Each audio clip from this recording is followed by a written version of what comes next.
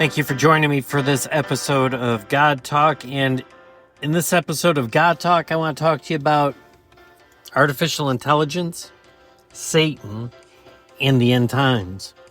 Got some good reaction to having the interview last week with Brian Krukil, and we talked about some financial matters.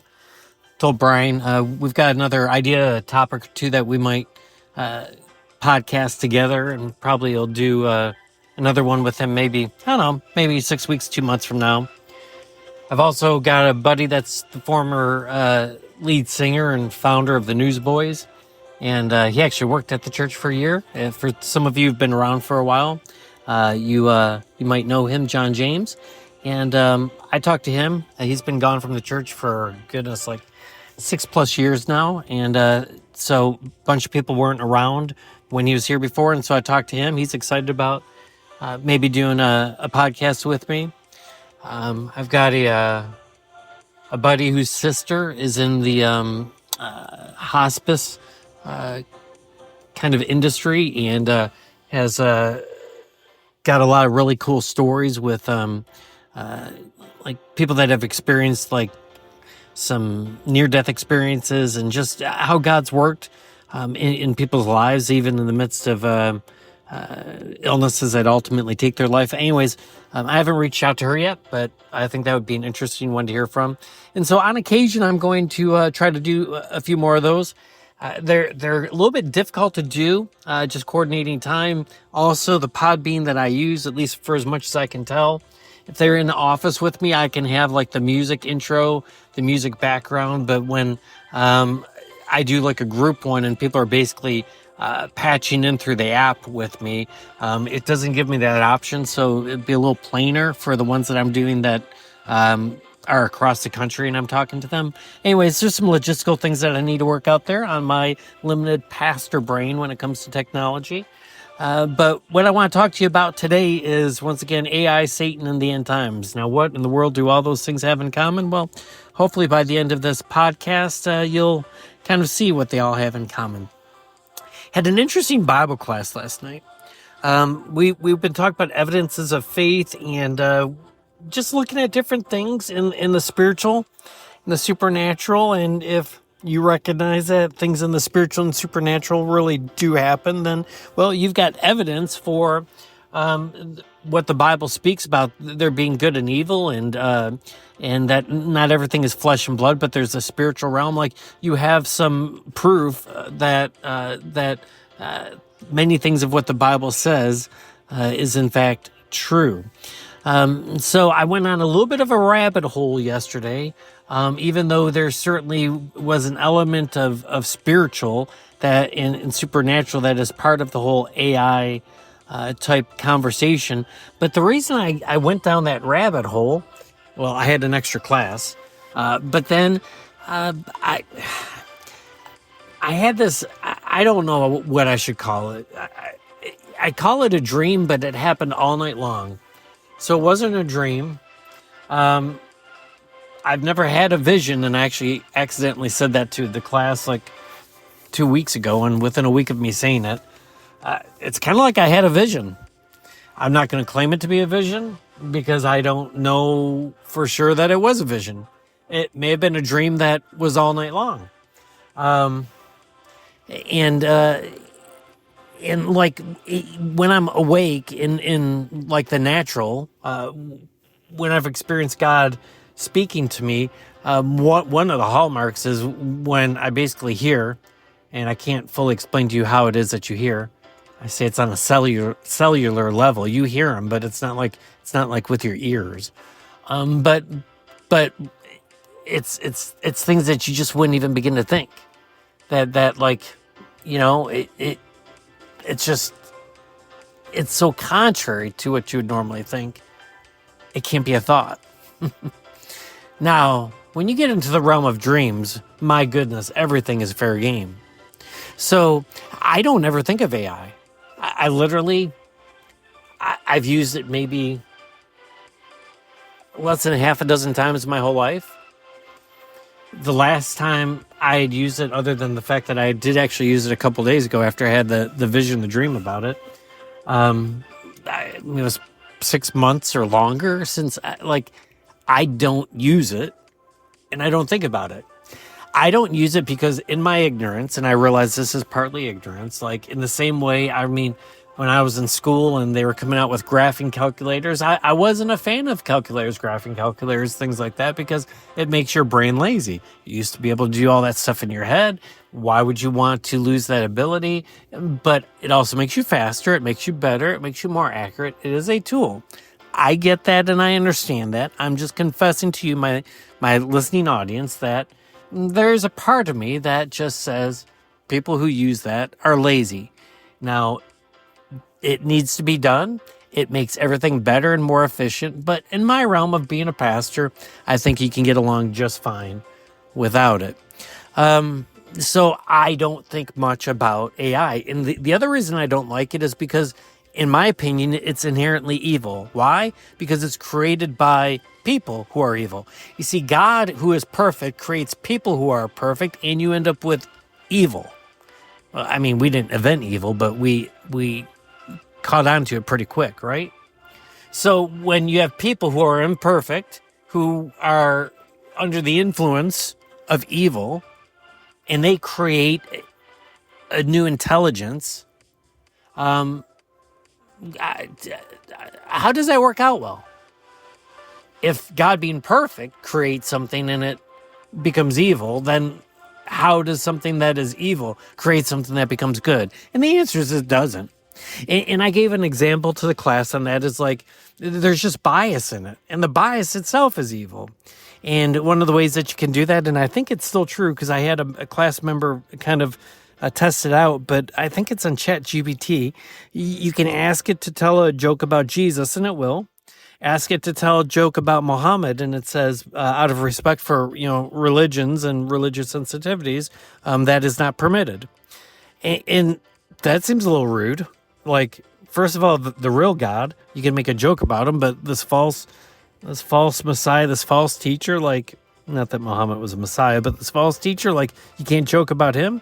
What it really should have said is, well, if we make fun of Muhammad and do jokes about Muhammad, people are going to come and blow up our office buildings, blow up our headquarters where all of our expensive computers are, and so we're afraid. That's what it really should have said. But what it said is Christians routinely find no offense in making jokes about Jesus, but basically Muslims do. That is a poor answer. So my problem with AI and why I choose not to use it, especially when it comes to ethical and religious things, is it's inherently evil. Now, I mean, if you're running math, if you're running like, just different scenarios for the sciences and different things, like I mean, it's smart. Like it can do a lot of that stuff. It can run codes. Like, I mean, I get it. Like, it should be used for that. But I think when something is evil, you ought probably not turn to it for religious advice. Well, with that being said, that goes on all the time in religion because all of us are sinners, but some of us intentionally in more than others. And you can get some pretty bad stuff that comes from some pretty sketchy religious figures. And so why do we need to amplify that with AI? So all that being said, I don't think about it because I don't use it.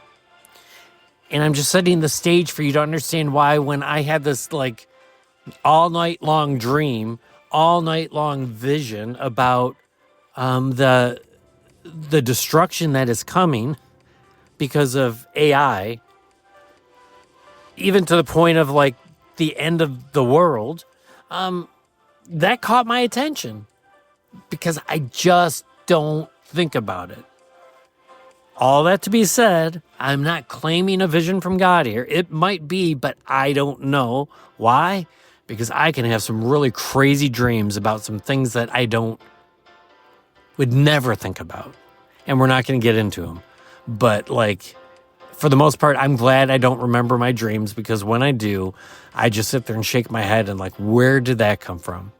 The only difference with this one being is it was all night long, just like Lionel Richie, right? If you know the song, all night long. Like the dream, the vision, whatever was going on, kept going and kept going and kept going, basically from when I fell asleep to when I woke up in the morning.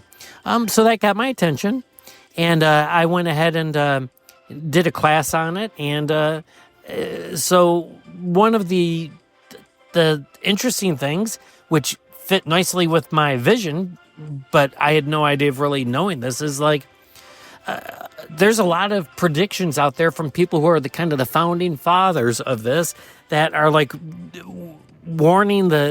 sounding the warning bells that this stands a chance of 20 to 50%. There's a 20 to 50% chance that AI will basically wipe out humanity. That will destroy our civilization, our culture will become extinct, and it's going to be like the next in the evolution of intelligence on the earth. Now, some people didn't like that. A couple people maybe in the class didn't like that, and even got a little intense in talking about that. But listen, I don't know. I'm just saying, like, some of the founders of AI and some of the people that are working in it are sounding these warning bells. And honestly, like, you ought to be concerned about things that people are messing with, that they don't understand the full implications of it. Someone sent me a video on X today, and it was like, I have no idea what kind of military equipment this was, but it was somewhere like in the Middle East, and some people were firing it off, and you just got a feeling that something wasn't going to turn out well with it. Well, this thing is on this huge tripod. It kicks back and it starts shooting at everyone that was all around it, right? Like, if you don't know what you're doing, don't mess with it. And this is the problem with artificial intelligence. I read from Popular Mechanics that within the next year, many scientists think that within the next year, artificial intelligence will become smarter than humans. Right now, it's close. Like, if you take some of the smartest humans with AI and there's a test, AI can beat like 90%. Like, they're not smarter than man yet. But the prediction is, and we'll find out soon enough, in the next year, many scientists are saying, like, they will become smarter. They're not smarter yet. They're close, but they're 1,000 times faster. Well, if you take someone that's 1,000 times faster at thinking than a human being, you don't have to be smarter, because the speed in which you can think can make up for the fact that, well, there's someone just slightly smarter than you. So there's all kinds of issues with this, right? But I think the rub becomes, well, there's no way that this could wipe out humanity. And I was hearing two pushbacks to that. One is the amount of power that's required for artificial intelligence. And that is a fair argument. Like, my son's at Stanford. He's a PhD student in physics, and just the amount of power it takes for them to run their computers, because they do use AI, it's stupid. It's crazy. It's a lot. If you think of cryptocurrency, that's like one of the deals with mining cryptocurrency and running like all of these computations and how you get Bitcoin and stuff like that. Or at least for Bitcoin cryptocurrency, that's how they do it. And you have the issues of like the amount of electricity that stuff uses. AI in the scale of what we're talking about here, 1,000,000 times more. So electricity is somewhat finite. So how can this be? Well, either AI itself will figure out how to do it with less electricity, or someone was mentioning, and this is true, that a nuclear power plant, 3 Mile Island, when I was a kid, it started to superheat or whatever it's called, and was about to like melt down, and would have thrown a ton of it would have been like Chernobyl, right, in the Northeast, and they were able to shut it down, contain it. I think 70s. I was just a kid. Like, I don't remember this in detail, but I was unaware until this individual told me, who's in the know on some of this stuff. Like, he said that it's coming back online.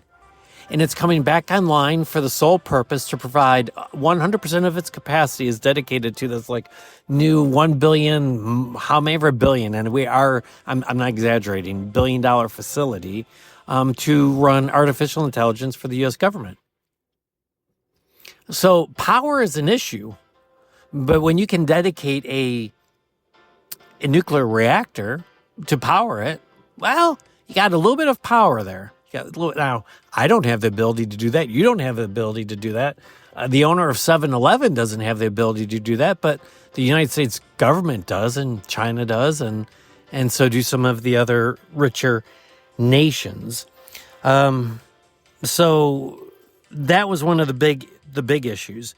And the other was well, we've got the story of Revelation, and this just doesn't fit with Revelation. Jesus is coming.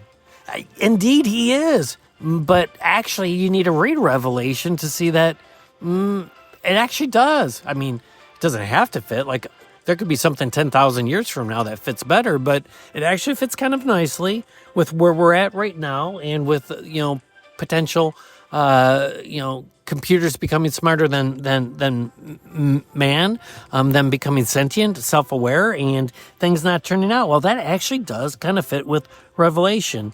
Now, I'll get to that in a second. I forgot to mention, and I want to throw this in. So after class yesterday, a member had shared with me, and I want to get this out to my class as well in a couple weeks when we meet again. We're off next Wednesday because of Ash Wednesday, but he was telling me about Gab AI. And what's interesting about Gab AI is that there's no biases built into it. It probably still restricts you. That doesn't tell you how to, kill people certain ways, and how to develop a suitcase nuclear weapon or something. I mean, it probably has its rails, and rightfully so, but it does not have the same biases that like ChatGPT and some of these others do. And I tested it out.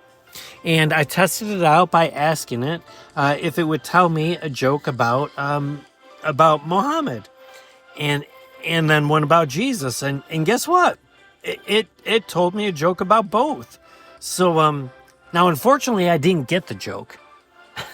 I don't know if Gab AI is just that bad, like it doesn't know how to tell jokes, or if I'm that stupid, and it's probably a combination of both. But so here's, like, I asked Gab.ai, tell me a joke about Jesus. And it says, why did Jesus get crucified? And the answer is, because it kept saying, I'm the Son of God, y'all. If you get it, please email me. Like, I think it's saying, like, he got crucified because he spoke in a Texas accent. I'm not sure.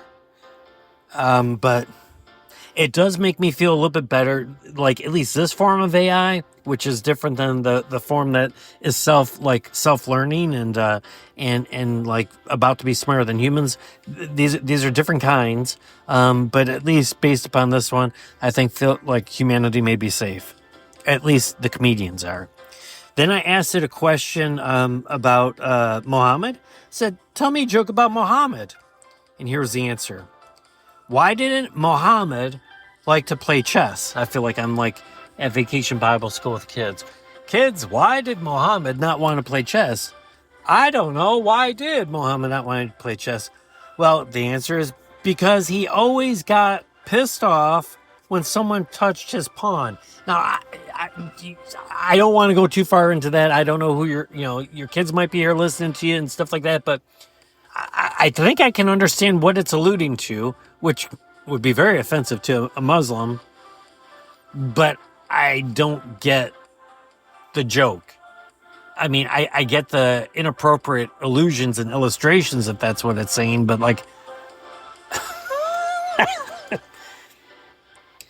I don't know. Like I said, I'm potentially feeling better about AI if these are the jokes. Once again, this is different than the AI that is running our military operations and that we're spending billion-dollar facilities on and takes a nuclear power plant to run. These are different. All right, don't confuse the two. But here's what I like about Gab AI is like it miserably failed, but it told me a joke about both. There's not that underlying bias. And so they're still evil because this is still being programmed by evil. And so there's just, it's subject to its imperfect programmers and where it gets its information from, the internet and all the other sources. Like it's pulling from imperfect sources. So it's going to be imperfect, but it's not intentionally biased as a result. So gab.ai, check it out. I've got to work with it a little bit more before I have my final opinion on it, but I like what I saw. Now, the question is, AI, Satan in the end times. Does actually, once again, if I can just weave on you here and go back, I asked gab.ai why it was different than the other chats, AI chats, and it said this. Gab AI is different because it provides an uncensored and free speech platform. All right, I like that. It's not going to be perfect. It's made by imperfect people, sinful people, people that have evil in them. It's going to be evil, but not as intentionally evil as the others. So it's uncensored free speech platform, allowing users to express their views without fear of censorship and suppression. Unlike other AI systems that may limit or filter responses based upon political correctness and societal norms, Gab AI doesn't care. It says, actually, Gab AI aims to offer unfiltered and direct responses to query or command, regardless of the nature or the controversy. I like it. I like what it says, saying all the right things, and that makes more sense than its jokes. All right. Once again, check it out. This is not an endorsement. This is just, hey, information's passed to me, I'm passing it to you, and that's how we all become better as we share information with one another. All right, now to the final point of the sermons or of the podcast, AI, Satan in the end times. So the other kind of complaint, protest to the concept of AI bringing to an end civilization in the end times is the book of Revelation. And I want to read two passages to you. One is about the last two bowls of God's wrath, and one is about the sixth angel and the sixth trumpet. Okay? So both found in Revelation. So let's start with Revelation 16:12-21. It says, the sixth angel poured out his bowl on the great river Euphrates, and its waters dried up. Now, let me stop right there. Google it. Some will say it is already dried up. Others are saying it's drying up. I'm not there. Can't tell you if it's completely dry, almost dry, nearly dry, on the verge of being dry, going to be dry in 6 months or 6 years or the next 6, whatever, right? But Google it, and you will find that the Euphrates is either dried up or it's well on its way. It's just about there. It's fixing to be, all right? And its water dried up to prepare the way for the kings from the east. And then I saw 3 impure spirits that looked like frogs that came out of the mouth of the dragon. Now, it's interesting that they look like frogs. When you look at like some of these robot designs and stuff like that, I'm not saying that they look like frogs, but they can look like whatever they want. Some are like just like humanoid. Others are like, I don't know, robot dogs. I haven't seen a robot frog yet, but why not? If it leads itself to be helpful, then I'm sure there will be some that look like it. So I don't know if that fits or not. But once again, these computer systems, these robots, come in a variety of shapes and sizes. And if you're writing something 2,000 years ago, you probably would be hard-pressed to kind of describe what in the world it looks like. So that's why I kind of actually like that it says they look like frogs. It doesn't say they are frogs, just kind of looks like them. Like, it's weird. Anyways, they go out to the kings of the whole world to gather them for battle on the great day of God Almighty. Look, I come like a thief. Blessed is the one who stays awake and remains clothed, so as not to be naked and shamefully exposed. Then they gathered the kings together to the place in Hebrew called Armageddon. Guess what? The end of the world involves a battle between good and evil. AI could be on both sides if you really think about it, right? It all depends upon its programming. I lean more towards the evil side because, like, sinful, limited, broken, evil humans are doing the programming, but there's a battle between good and evil. Now, get this, the seventh angel poured out his bowl into the air, and and out of the temple came a loud voice of the throne saying, "It's done." Then there came flashes of lightning, rumblings, peals of thunder, a severe earthquake. No earthquake like it has ever occurred since mankind was on the earth. So tremendous was the quake that the great city split in 3 parts, and the cities of the nations collapsed. So this is going on like all across the world. God remembered Babylon the Great and gave her the cup that was filled with wine of fury and wrath. Every island fled away, and the mountains could not be found. Pay attention to this. From the sky, huge hailstones, each weighing 100 pounds, fell on people, and they cursed God on account of the plague of the hail, because the plague was so terrible. Hailstones, 100-pound hailstones came from the skies. Here's my frustration. Did I mention frustration with those who read the book of Revelation? If it is an ice pellet that is fallen from the cloud, sucked back up by an updraft, where it got rained on again, where it falls again, and then this is how hailstone forms, by the way, and sucked back up by an updraft. Like, that doesn't happen where a literal piece of ice is falling from the ground that's 100 pounds. They will not think the book of Revelation is fulfilled. Friends, this is prophecy. A branch will come from the root of Jesse. Jesus is neither a branch and neither is Jesse a root.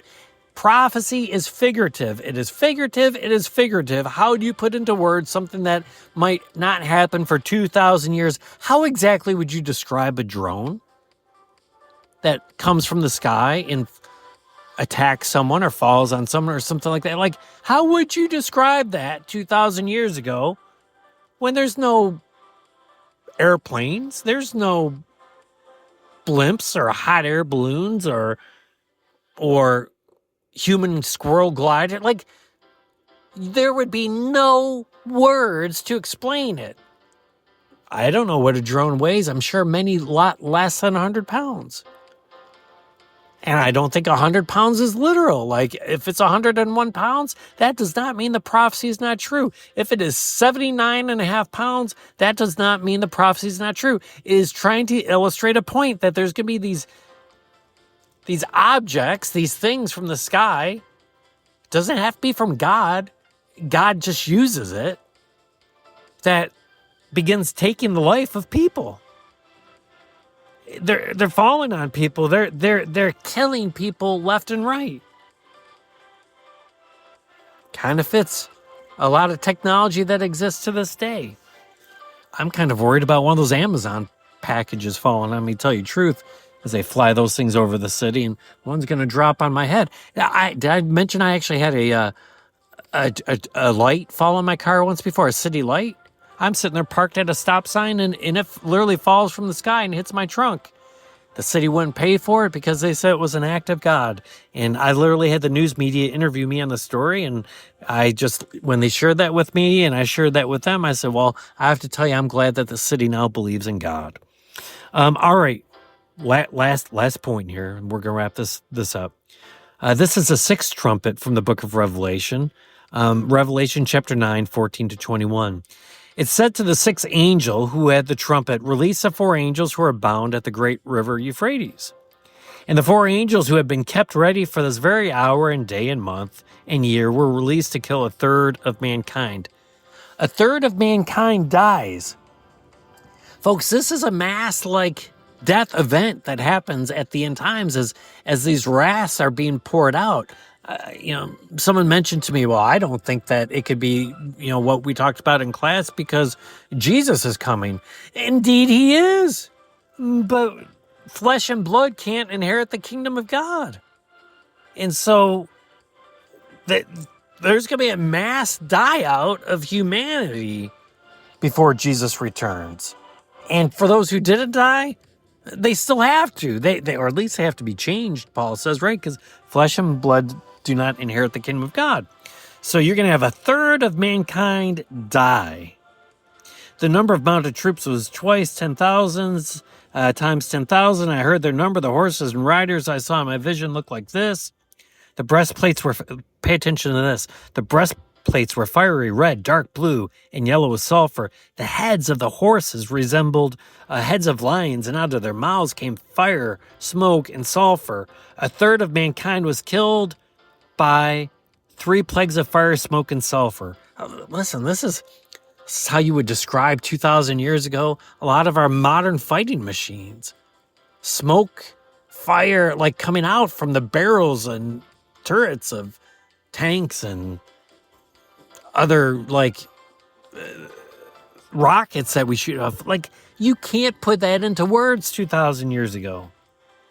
And so it says the power of the horses was in their mouths and in their tails. Hey, the tails is where those things fire off from, right? And the mouths is where the business end of it is, the warheads, right? For their tails were like snakes, having heads with which inflict injury. So my point is, listen, there's going to be a mass die-out event, according to the book of Revelation, just before the end of the world. And a lot of what's described sure sounds like someone 2,000 years ago trying to explain modern technology. Listen, I don't know what's going to happen 2,000 years from now. Maybe technology still kind of fits this, but I am here to tell you this. Apparently, within a year, a lot of people say computers are going to be smarter than people. And those computers that are smarter than people can already think 1,000 times faster than people. And if we say that mankind's limits, limitations are like limitless. I mean, not our limitations. What we're able to do are limitless because of what we're able to do. If you've got machines that are able to think, are smarter than us and think 1,000 times faster, what are their limitations? So listen, you can think what you want, you can feel what you want, but I'm here to tell you that, the times are short. One way or the other. It might be war, it might be AI. I don't know. We don't have 1,000 years, and I'm convinced of that. And so we're called to be prepared, and that's really what the sermon's about on Sunday. We're called to be prepared. We're called to share the faith, because Satan is prowling around like a lion, and you may feel like you're safe, and maybe you are, but you can fall from your faith, and he's coming after you, and he might not get you, but he may get your grandkid. He might get your kid, he might get your aunt, he might get your uncle, he might get your parent that's still alive. Scripture says, don't be afraid of that which kills the body, but it does say to fear that which kills the soul. And if you're going to ignore that, then that be on you, even as we might ignore the potential threats that are coming down the line. Maybe humanity can rally, maybe none of this happens, and if so, so be it. I didn't have a vision, I just had a crazy dream. But this has been brought to my attention. I'm probably going to be speaking about it more often, and I appreciate you listening for the last 33 minutes. God bless. Next week's Ash Wednesday. Probably will still do one on Thursday.